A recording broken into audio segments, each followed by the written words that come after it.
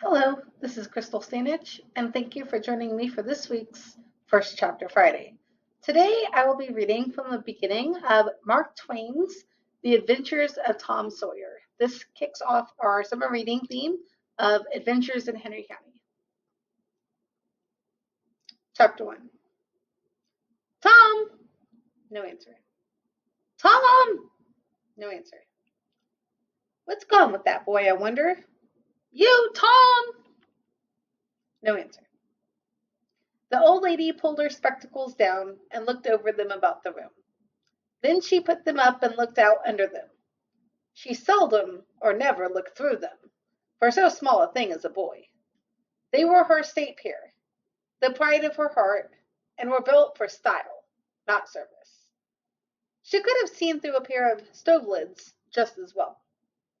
She looked perplexed for a moment, and then said, not fiercely, but still loud enough for the furniture to hear, "Well, I lay if I get hold of you, I'll—" She did not finish, for by this time she was bending down and punching under the bed with the broom, and so she needed breath to punctuate the punches with. She resurrected nothing but the cat. I never did see the beat of that boy.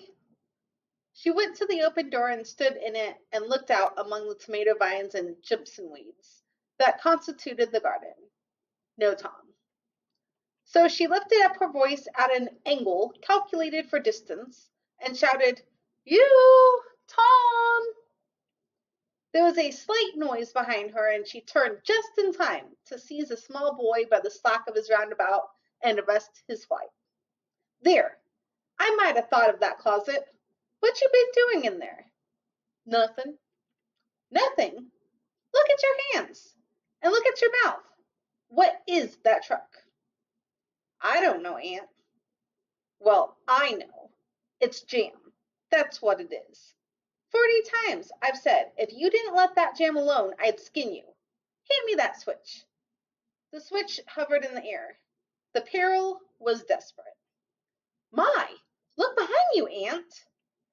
The old lady whirled around and snatched her skirts out of danger. The lad fled on the instant, scrambled up the high board fence, and disappeared over it. His Aunt Polly stood surprised a moment, and then broke into a gentle laugh. "Hang the boy! Can't I never learn anything? Ain't he played me tricks enough like that for me to be looking out for him by this time? But old fools is the biggest fools there is.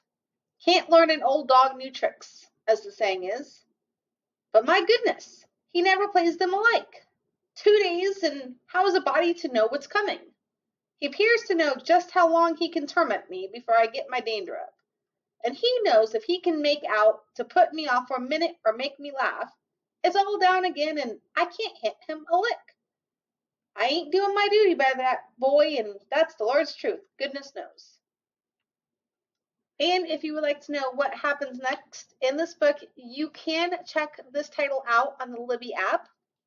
Please join me here next week as I read from the beginning of Roman Dial's The Adventurer's Son. Thank you and have a great week.